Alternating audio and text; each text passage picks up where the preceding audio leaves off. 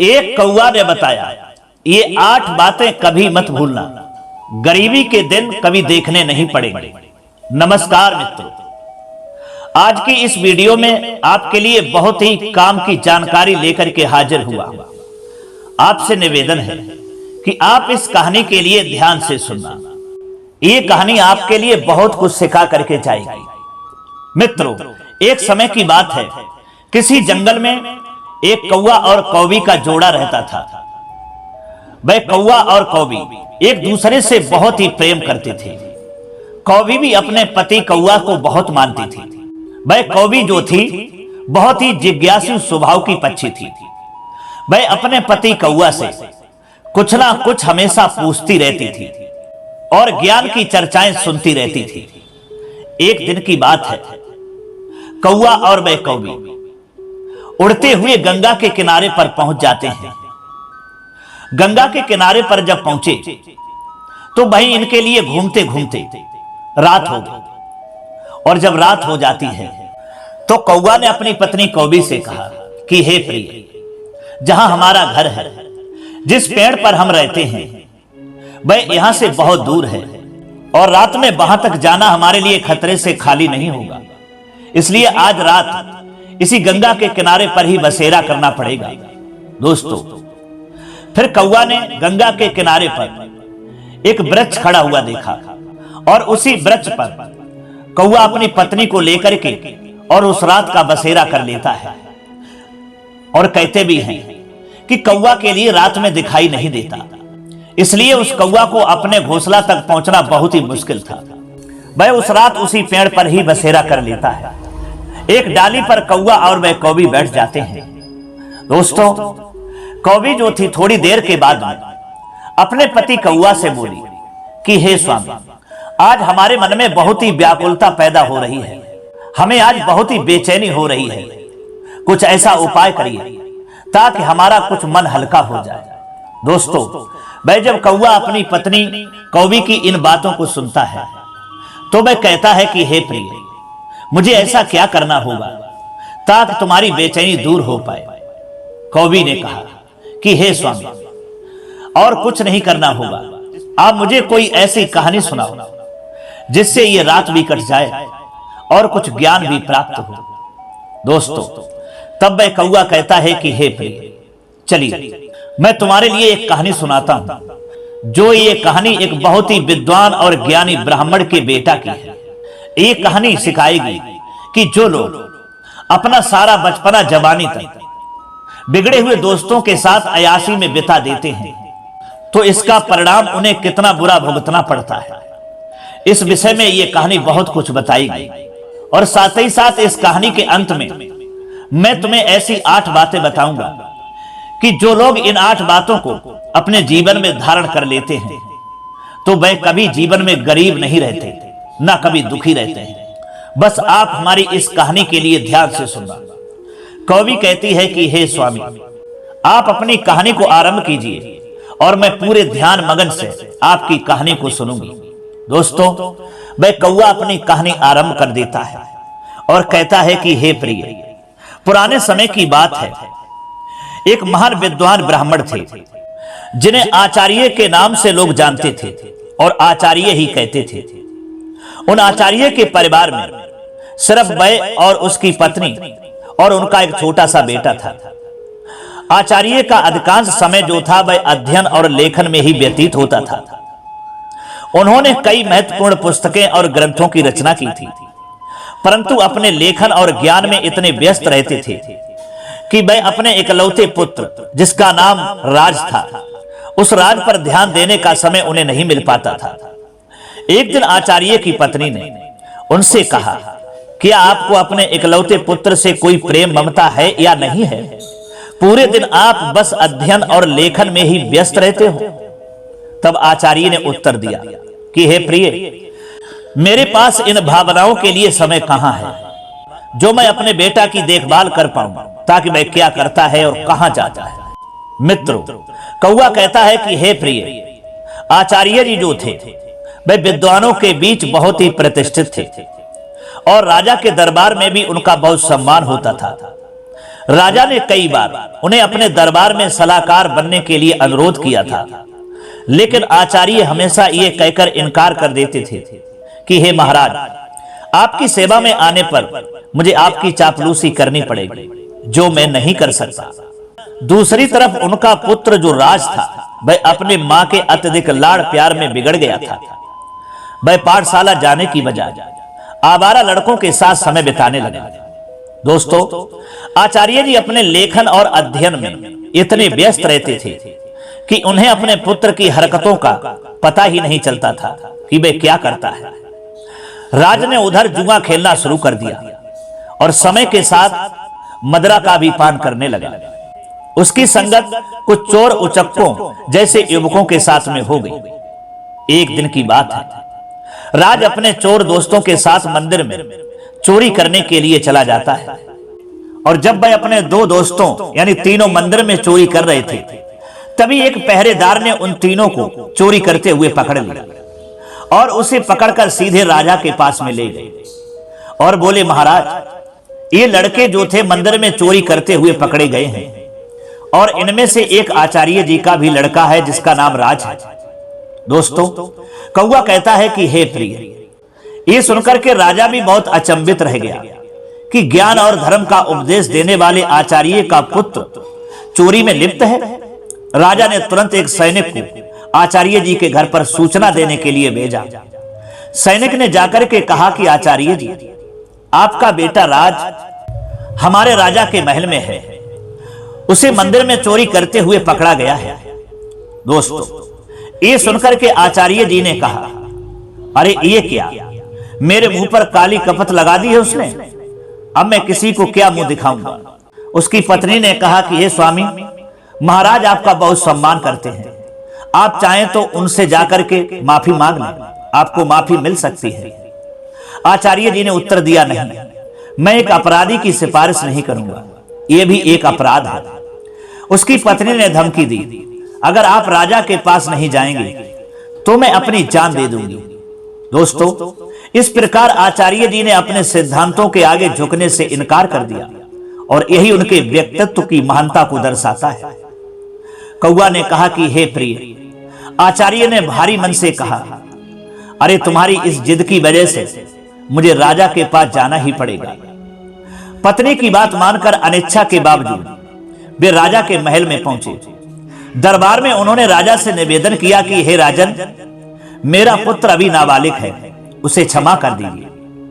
राजा ने गंभीरता से जवाब दिया कि हे ब्राह्मण देव, यदि ऐसी बात है तो आपको राज दरबार में सभी के सामने मुझसे सार्वजनिक रूप से माफी मांगनी होगी, तभी मैं आपके बेटे को माफ कर सकता हूं। आचार्य ने सिर झुका करके कहा, ठीक है राजन, मैं भरे दरबार में आपसे अपने बेटे के लिए क्षमा याचना करता हूं। मित्रों, आचार्य की इस विनती पर राजा ने उनके बेटे को इस शर्त पर माफ कर दिया कि भविष्य में वह कोई ऐसा अपराध नहीं करेगा। परंतु इस घटना के बाद आचार्य जी की प्रतिष्ठा में धक्का लग गया। वे जहां भी जाते लोग उनसे कहते कि आचार्य का बेटा तो चोर और उचक्कों के साथ में रहता है, वह चोरी करता है, वह लंबा चोर है। ये सब सुनकर के आचार्य जी को बहुत दुख होता।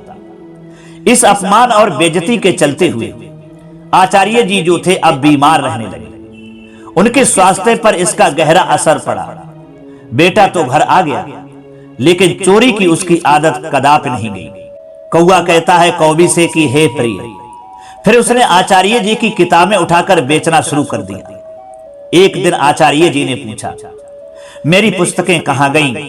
तो बेटे ने लापरवाही से कहा कि पिताजी, मैंने घर का कूड़ा कचरा जो था वो साफ कर दिया है। आचार्य क्रोधित होकर कहने लगे, अरे निकम्मे, तूने मेरा सर्वनाश कर दिया। बेटा ऊंचे स्वर में बोला, आप तो हमेशा मुझे कोसते ही रहते हो। मुझे लगा कि वे किताबें किसी काम की नहीं है और इसलिए मैंने उन्हें बेच दिया। आचार्य जी ने उसे ज्यादा तो कुछ नहीं कहा, और समय बीतने के साथ साथ आचार्य की बीमारी जो थी और गंभीर होती गई। वे चिंतित थे कि उनके बाद उनकी पत्नी और आवारे बेटे का क्या हुआ। वे बीमार थे, फिर भी एक महत्वपूर्ण ग्रंथ की रचना कर रहे थे। वे सोचते हैं, मैं ये ग्रंथ पूरा करके ही मरूंगा। मित्रों, बीमारी के बावजूद वे दिन रात लिखते रहे और एक दिन उनका ये ग्रंथ जो था पूरा हो गया। उन्होंने सोचा, मेरा ग्रंथ तो पूरा हो गया है, लगता है मेरे जीवन के दिन भी पूरे हो गए हैं। उस दिन उन्होंने अपने बेटे को पास में बुलाया और कहा कि बेटा, अभी भी समय है, अभी भी तुम्हारे पास वक्त है, तुम संभल सकते हो, अपने आप को काबिल बना सकते हो। फिर उन्होंने अपना लिखा हुआ ग्रंथ बेटे को देते हुए कहा कि बेटा, तुम्हारी बर्बादी मेरी ही लापरवाही का नतीजा है, ये अमूल्य ग्रंथ संभाल करके रखना। तुम्हें देने के लिए मेरे पास और कुछ तो नहीं है, केवल यही एक ग्रंथ है जो मैंने अपने पूरे दिल से और हृदय से लिखा है, ये तुम्हारे जीवन में बहुत काम आएगा। मित्रों, राज ने वह ग्रंथ की पोथी अपने पास रखी, परंतु मन ही मन वह सोच रहा था, मैं इस पोथी का क्या करूंगा, मुझे पढ़ना लिखना तो आता ही नहीं है। अगर पिताजी कुछ पैसे दे देते तो बात भी सही थी। दोस्तों, अगले दिन सुबह आचार्य का फिर देहांत हो गया। उनकी मृत्यु के बाद उनके परिवार पर मानो दुखों का पहाड़ टूट पड़ा था, परंतु राज को इस बात की कोई चिंता नहीं थी। वह तो अपने पिताजी के सामान में धन की तलाश करने लगे। पिताजी ने मेरे लिए एक कौड़ी भी नहीं छोड़ी। राज निराश होकर बैठ गया। कुछ समय और बीता तो मां बेटे की हालत इतनी खराब हो गई कि खाने के भी लाले पड़ने लगे। एक दिन मां ने तंग आकर बेटे से कहा कि बेटा, कुछ काम धंधा करके ले आओ, नहीं तो हम भूखों मर जाएंगे। राज ने उदास मन से जवाब दिया, मां, मुझ जैसे अनपढ़ और बदनाम को कौन काम देगा। ये सुनकर के मां ने सोचा, क्यों ना मैं राजा के पास जाऊं, मेरे पति का राजा बहुत सम्मान करते थे, शायद वह हमारी मदद करते। दोस्तों, कौआ कहता है कि हे कौवी, ये सोच करके वह राज दरबार पहुंची और राजा से गुहार लगाई, महाराज, हम भूखों मर रहे हैं, हमारी मदद कीजिए। राजा ने खरे स्वर में कहा, क्या मदद? अरे तुम्हारे पति को मैंने बहुत बार सलाहकार बनने के लिए अनुरोध किया था, लेकिन आचार्य हमेशा ये कहकर के इनकार कर देते थे कि महाराज, आपकी सेवा में आने पर मुझे आपकी चापलूसी करनी पड़ेगी, जो मैं नहीं कर सकता। राजा ने कहा, तुम्हारा बेटा अब कमाने के लायक है, मैं तुम्हारी कोई मदद नहीं कर सकता। निराश होकर के मां घर लौट आई। घर पहुंचकर राज ने मां को अपने पिता की दी हुई पोथी दिखाते हुए पूछा कि हे मां, पिताजी ने ये पोथी मुझे क्यों दी? मां ने दुखी स्वर से कहा कि बेटा, ये तेरे पिता की ज्ञान की आखिरी निशानी है। राज ने उस पोथी को पढ़ने की कोशिश की, पर वह उसके लिए काला अक्षर भैंस बराबर थी।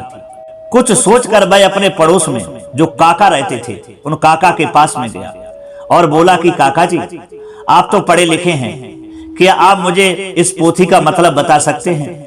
तब काका ने पोथी खोलकर देखा और बोले, इसमें तो बहुत कठिन श्लोक लिखे हुए हैं, इनका अर्थ तो कोई महापंडित, कोई ज्ञानी ही बता सकता है। राज निराश होकर के वापस घर लौट आया। उसने कई जगह काम ढूंढने की कोशिश की, पर अपनी बुरी छवि के कारण किसी ने उसे काम पर रखने से इनकार कर दिया, किसी ने नहीं रखा। वह जहां भी जाता लोग उसे दुत्कार कर भगा देते थे। इस बीच उसकी मां भूख और बीमारी से कमजोर होती चली गई। अपनी मां की लाचारी और उसकी भूख को देखकर राज ने खाने का इंतजाम करने की ठान ली और घर से निकल पड़ा। चलते चलते उसकी नजर एक बगीचे पर पड़ी जिसमें फलों के पेड़ लगे हुए थे। उससे रहा नहीं गया और वह बगीचे के अंदर चला गया। दोस्तों, कौआ कहता है कि हे प्रिय, राज ने फिर जल्दी से कुछ फल तोड़े, लेकिन तभी बगीचे का पहरेदार वहां आ गया। संयोग से वह बगीचा महाराज का ही था। एक बार फिर राज को पकड़कर महाराज के सामने पेश किया गया। पहरेदार ने कहा, महाराज, ये आपके बगीचे से फल चुरा रहा था। राजा ने गुस्से में कहा, अरे तुम्हारी अब तक आंखें खुली नहीं है, तुमने फिर से चोरी की? राज गिड़गिड़ा करके कहने लगा, महाराज, मैं कई दिनों से भूखा हूं। राजा ने कड़क आवाज में कहा, चुप हो जाओ, अगर तुम आचार्य के पुत्र ना होते तो तुम्हें सूली पर चढ़ा देता। अब तुम्हारी यही सजा है कि तुम हमारे राज्य को छोड़ दो। मित्रों, अब वह बेचारा कुछ कह भी नहीं पाया कि वह भूख से लाचार है। राज्य से निकल जाने की सजा पाकर जब बेचारा राजघर लौटा, तब तक उसकी मां की मृत्यु हो चुकी थी, क्योंकि कई दिनों से उसने कुछ खाया नहीं था और उसे हमेशा चिंता सताती रहती कि मेरे जाने के बाद मेरे बेटे का क्या हुआ। दुखी मन से उसने अपनी मां का अंतिम संस्कार किया और राज्य को छोड़ने का फिर निश्चय कर लिया। दोस्तों, राज ने फिर अपने पिता की दी हुई पोथी को संभालकर एक थैले में डाला और राज्य छोड़ करके चल दिया। क्योंकि मित्रों, कहते हैं ना, जिंदगी के एहसास बदल जाते हैं जब कोई हाथ और साथ दोनों ही छोड़ देता है, तब कुदरत कोई ना कोई उंगली पकड़ने वाला भेज देता है। रात चलते चलते मैं एक घने जंगल में पहुंचा और सोचा यही फूल फल खाकर गुजारा करूंगा। मैं एक पेड़ के नीचे बैठ गया और अपने पिता की पोथी को खोलकर फिर से पढ़ने की कोशिश करने लगा। शायद इसमें छिपे ज्ञान से मेरे दुखों का अंत हो जाए। बेचैनी में एक पोथी के पन्ने पलट रहा था, लेकिन उसे कुछ समझ में नहीं आ रहा था। उसने सोचा कि काश मैं पढ़ पाता। पिताजी ने मरते वक्त कहा था कि ये ग्रंथ अमूल्य है। दोस्तों, कौआ कहता है कि हे प्रिय। फिर अचानक हवा का एक तेज झोंका आया और पोथी में से कुछ पन्ने उड़ गए। राज ने उन पन्नों को पकड़ने की कोशिश की, बहुत प्रयास किया, पर वह असफल रहा। वह सोचने लगा, पता नहीं कितने पन्ने उड़ गए हैं। उसने पोथी को वापस बंद किया और आराम करने के लिए पेड़ के नीचे सो गया। दोस्तों, उसी जंगल में एक युवराज शिकार खेलने के लिए भटक रहा था। हवा में उड़ता हुआ पोथी का एक पन्ना उसके हाथ लग गया। उसने उसे देखा और पढ़ने लगा। किसी ने सुंदर हस्तलिपि में संस्कृत का श्लोक लिखा है, किंतु मैं संस्कृत नहीं जानता। कुछ सोचकर युवराज ने वह पन्ना अपनी जेब में रख लिया और शिकार की तलाश में आगे बढ़ गया। तभी उसकी नजर एक हिरण पर पड़ी और वह उसका पीछा करने लगा। हिरण अपनी जान बचाने के लिए एक प्राचीन मंदिर की दिशा में भागा और युवराज उस प्राचीन मंदिर में दाखिल हो गया। जंगल के बीच में यह प्राचीन एक मंदिर था जहां कुछ वनवासी पूजा कर रहे थे। उनका पुजारी कह रहा था, भाइयों, देवी को प्रसन्न करने के लिए हमें एक नौजवान युवक की बल देनी होगी। और उधर तब तक युवराज ने मंदिर में प्रवेश किया। वनवासियों ने उसे देखा और बोले, पुजारी जी, संयोग की बात है, युवक भी यहाँ आ गया है, इसी की बल दे दीजिए। ये सुनकर के युवराज सोच में पड़ गया। अगर मैंने इन्हें अपना असली परिचय दे दिया तो ये मुझे अवश्य ही बलि पर चढ़ा देंगे, क्योंकि ये शत्रु देश के राजा का है। वनवासियों ने युवराज को रस्सी से बांध दिया। तब युवराज ने कहा, पुजारी जी, मैं एक नीच कुल की संतान हूं, मेरी बलि देने से देवी अपवित्र हो जाएंगी। पुजारी ने हंसते हुए सख्त स्वर से कहा, अरे देवी को बलि चाहिए, उन्हें ऊंच नीच से कोई मतलब नहीं है। दोस्तों, युवराज अपने जीवन से निराश हो गया और सोचने लगा, झूठ बोलकर भी मैं अपने प्राण नहीं बचा पा रहा हूं। जब उसे बलि के लिए लाया गया तो उसने कहा, भाइयों, बलि पर चढ़ाने से पहले मैं अपनी एक अंतिम इच्छा पूरी करना चाहता हूं। मेरी जेब में एक भोजपत्र है, क्या कोई उसे पढ़कर उसका अर्थ बता सकता है? मेरी यही अंतिम इच्छा है। पुजारी ने कहा, अवश्य लाओ, मैं तुम्हें उसका अर्थ बताता हूं। पुजारी ने उस ग्रंथ के पन्ने को अपने हाथ में उठाया और कहने लगा, इस भोजपत्र पर तो 2 श्लोक अंकित हैं। पहले का अर्थ है, एक झूठ कई झूठों को जन्म देता है और झूठा व्यक्ति अंततः मुसीबत में फंस जाता है। दूसरे श्लोक का भावार्थ है कि किसी के प्राण लेना सरल है, परंतु किसी को जीवन देना अत्यंत कठिन है। युवराज ये सुनकर फूट फूट करके रोने लगा।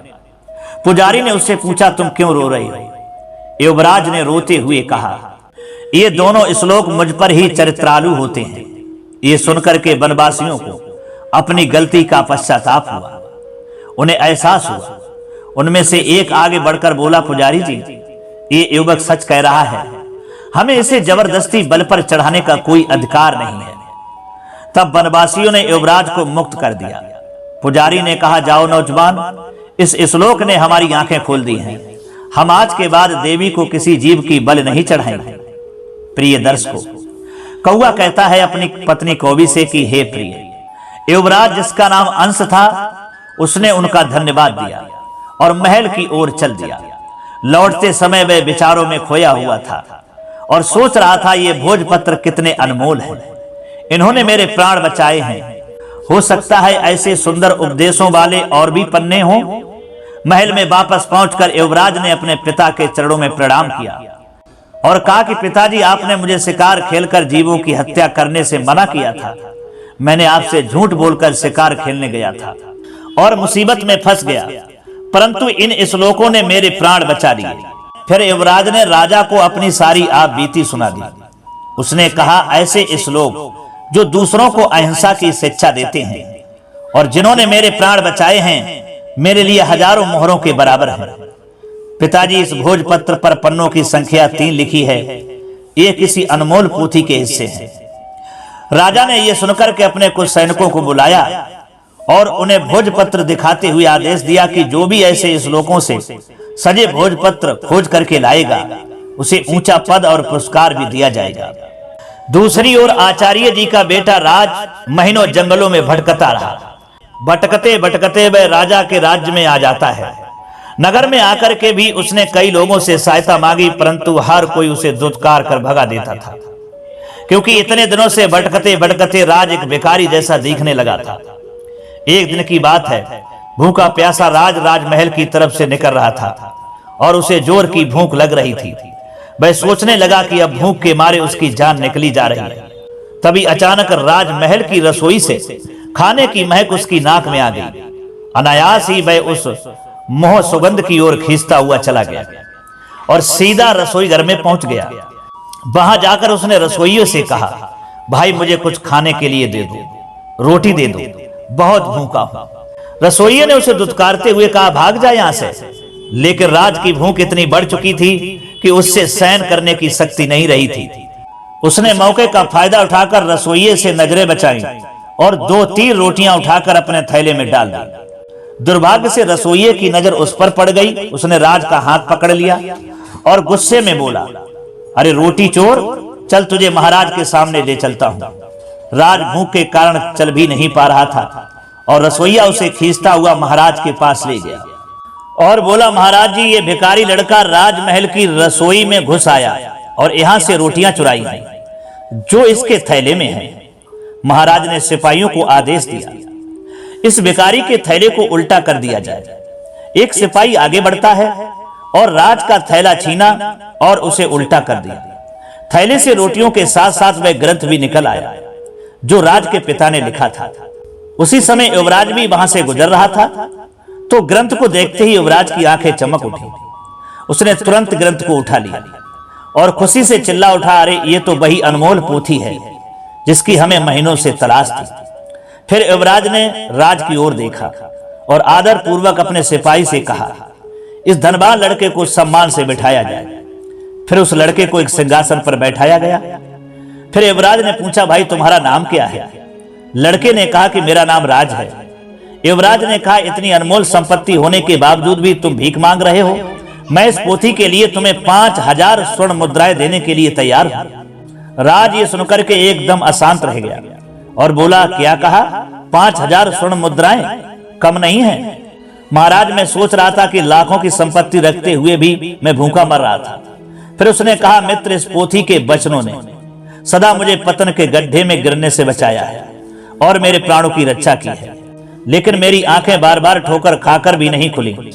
युवराज ने पोथी खोली और राज को पहले और दूसरे पन्ने की श्लोक सुनाने लगा। उसमें लिखा था कि अविद्या सारे कपटों की जर्नी है और संकटों में ही अपने और पराये की पहचान होती है। राज ने कहा, सचमुच अविद्या ने ही मुझे दर दर का भिखारी बना दिया। अगर मैंने बचपन में ही विद्या ग्रहण की होती तो आज मैं भी अपने पिता की तरह एक विद्वान होता। दोस्तों, कौआ कहता है कि हे प्रिय, युवराज ने कहा, भाई राज, अपनी पोथी का ये मूल्य स्वीकार कर। और ये कहते हुए उसने स्वर्ण मुद्राओं की भरी हुई थैली राज को थमा दी। राज ने थैली को हाथ में लेते हुए कहा, अब मैं धन का बोझ कहां उठाता फिरूं? इस धन को मैं गरीब बच्चों की अविद्या दूर करने के लिए लगाऊंगा।